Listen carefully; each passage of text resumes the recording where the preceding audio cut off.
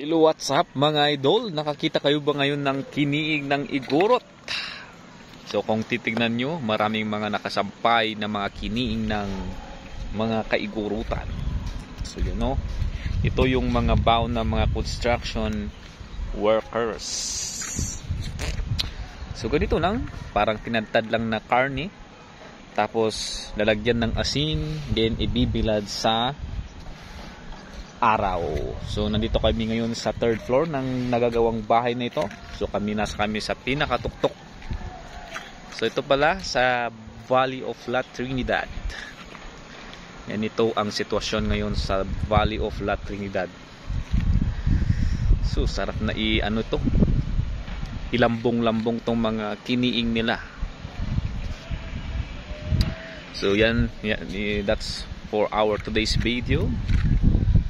Ganyan. So nandito tayo ngayon sa Bayabas, Pico, dyan sa Bayabas.